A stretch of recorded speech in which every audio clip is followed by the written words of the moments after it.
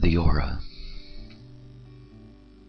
In the New Age, the term aura is something that, well, is used all the time. I see it in the newspapers. I see it constantly being associated with the impact of human beings. But so little about the aura is really understood. Most assume that the aura is an energy field that is given off by the form, rather than seeing that the aura is a full expression of and a controlling agent of the way in which the form is going to work. We do not have the same auras, as you will see. The first thing to understand about the nature of the aura is how big it is. What you get to see in human design, through the mechanics of human design, is that you get to see how easily you are conditioned by another human being when that human being enters into your aura.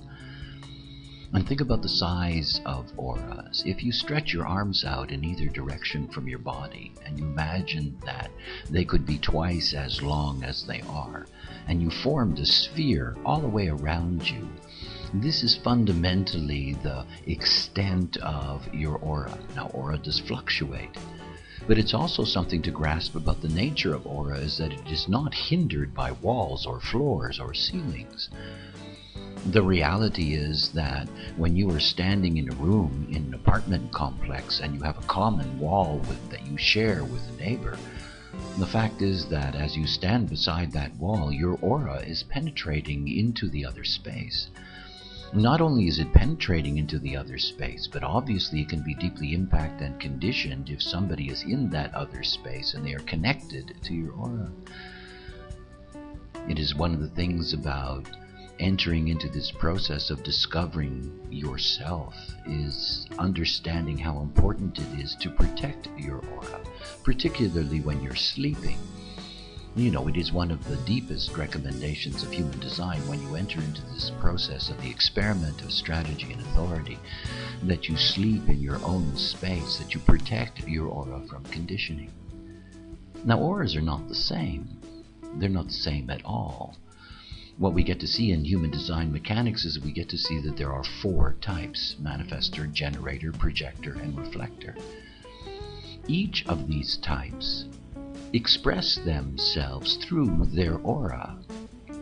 If you're dealing with a manifestor as an example, a manifestor has a closed and repelling aura.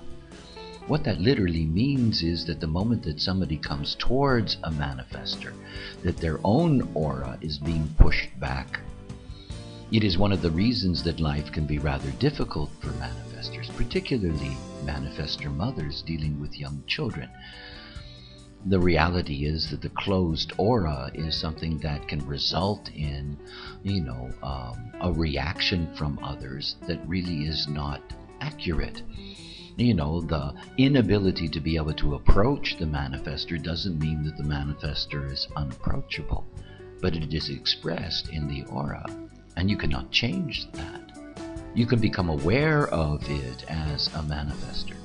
And in becoming aware of it, you can take so much of the burden of your social dynamic off of your shoulders. If you're a generator, you have an open and enveloping aura. This is the most powerful aura that we have. The generator aura, generators are the key to life on this planet. They literally generate the life force of the planet. And as such, they have the most penetrating, in that sense, of auric fields. A generator will envelop anyone that steps into its aura. This openness in the generator is also a vulnerability for the generator. That is, in being so open and enveloping, you take deeply into yourself those that you allow into your aura. And then we come to the non-energy types, the projector and the reflector. When we're looking at the projector has a specific gift. They have a penetrating aura. It is a specific gift of theirs. Their ability to be able to recognize the other is rooted in the way in which their aura penetrates the other, literally to their G-center, to their core. Yet at the same time, for the projector, because their aura is so focused, It means that they are deeply vulnerable to conditioning while they are focusing. It also means that when we are looking at the difference between a generator and a projector, we see that a generator's aura can take in many beings at the same time, while the projector aura is only designed to deal with one person at a time. And finally, we come to the reflector, and we come to this sampling aura, what I like to call the Teflon aura, the way in which the reflector tastes the world around it in order to discover what is out of place, what doesn't work, what is different.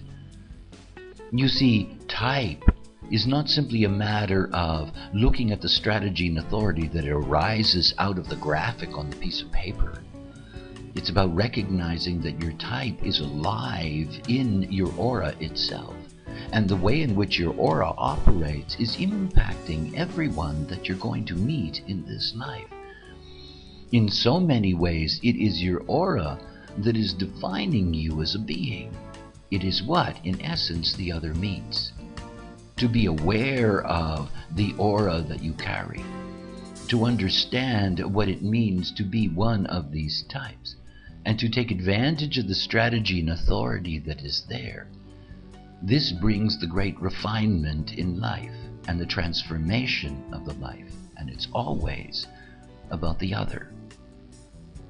When we're dealing with aura, we're dealing with the way in which we connect to the other and the way we are experienced by the other. So many auras are chaotic in the way in which they operate because the beings themselves are not correct. Follow your strategy and authority and enjoy the power inherent in your energy field.